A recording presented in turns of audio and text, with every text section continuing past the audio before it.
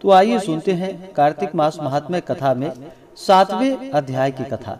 तो बोलिए प्रेम से भगवान विष्णु की जय, माता लक्ष्मी की जय, भगवान श्री कृष्ण की जय, तुलसी माता की जय, सर्व देवी देवता की जय। नारद जी बोले कि हे महाराज, कार्तिक का व्रत करने वाले पुरुषों के जो नियम हैं उनको संक्षेप में सुनो। सब प्रकार के भाग्य वस्तु जैसे मांस, शहद, राई और उन्मादक वस्तु, इन सबको भी कार्तिक व्रत करने वाला छोड़ दे। देवता, वेद, ब्राह्मण, गुरु, गौ, स्त्री और राजा, इन सबकी तथा बड़ों की निंदा कार्तिक व्रत करने वाले मनुष्य छोड़ दे। द्विदल अर्थात चना, मटर आदि, तिल का तेल, मालपुआ, पकवान भाव से दूषित तथा शब्द से दूषित, इन सबों को कार्तिक व्रत करने वाला त्याग दे। प्राणी के अंग का मांस, चूना, जम्भीरी नींबू और अन्नों में मसूर जो मांस के समान है, तैसे ही जूठा अन्न, इन सबको कार्तिक व्रत करने वाला न खाए। बकरी, गौ, भैंस के दूध से भिन्न दूध आदि, ब्राह्मण के बेचे हुए सब रस, भूमि में उत्पन्न नमक, इन सबको भी कार्तिक व्रती छोड़ दे, क्योंकि ये भी मांस के तुल्य हैं। तांबे के पात्र में रखा हुआ पंचगव्य और छोटी तलैया में भरा हुआ जल और अपने लिए सिद्ध किया हुआ अन्न मांस के समान कहा गया है। ब्रह्मचर्य से रहना, भूमि पर सोना, पत्रावली में भोजन और चौथे प्रहर भोजन कार्तिक व्रती सदा करे। कार्तिक स्नान करने वाला नरक चतुर्दशी को तेल लगावे। अन्य दिनों में तेल लगाना त्याग दे।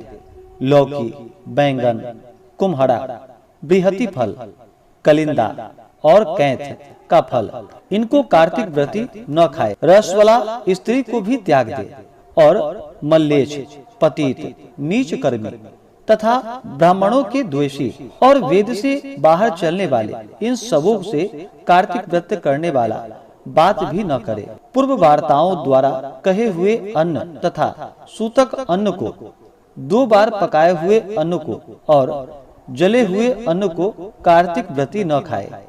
इन पदार्थों को व्रत करने वाला सब व्रतों में वर्जित करे और अपनी शक्ति से विष्णु की प्रसन्नता के लिए कृच्छादि व्रतों को भी करे।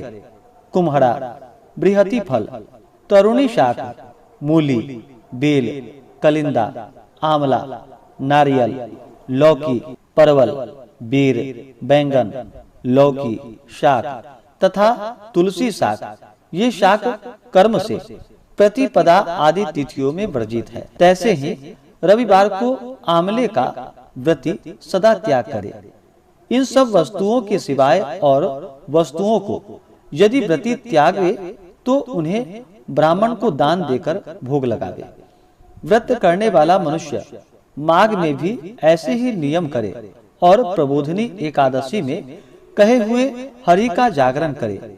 उपयुक्त विधि के अनुसार कार्तिक व्रत करने वाले मनुष्य को देखकर यमदूत ऐसे भाग जाते हैं जैसे कि सिंह से पीड़ित हाथी भाग जाते हैं। विष्णु का व्रत करने वाला एक हो तो भी श्रेष्ठ है और 100 यज्ञ करने वाला श्रेष्ठ नहीं है, क्योंकि यज्ञ करने वाला स्वर्ग जाता है और कार्तिक व्रत करने वाला वैकुंठगामी होता है। इस पृथ्वी में भुक्ति और मुक्ति देने वाले जितने तीर्थ हैं, वे सब कार्तिक व्रत करने वाले मनुष्य की देह में निवास करते हैं। विष्णु के वाक्य से प्रेरित इंद्रादिक देवता कार्तिक व्रती की इस तरह रक्षा करते हैं जैसे सेवक अपने राजा की रक्षा करता है। विष्णु व्रत करने वाला जहाँ पूजित होकर स्थित रहता है, वहाँ ग्रह, भूत, पिशाच आदि नहीं रहते। ऊपर कही हुई विधि के अनुसार कार्तिक व्रत करने वाले मनुष्य के पुण्य को चतुर्मुख ब्रह्मा भी कहने में समर्थ नहीं है। जो मनुष्य विष्णु को प्रिय, संपूर्ण पापों का नाश करने वाला और अच्छे पुत्र तथा धन धान्य की वृद्धि करने वाला, जो कार्तिक व्रत है उसको नियम से करता है उसको तीर्थों की यात्रा और सेवा से क्या प्रयोजन है। इस प्रकार से कार्तिक मास महात्म्य कथा में 7वें अध्याय की कथा पूर्ण हुई। तो बोलिए प्रेम से भगवान विष्णु की जय, माता लक्ष्मी की जय, सर्वदेवी देवता की जय। इसी प्रकार से आप आगे की अध्याय को सुनना चाहते हो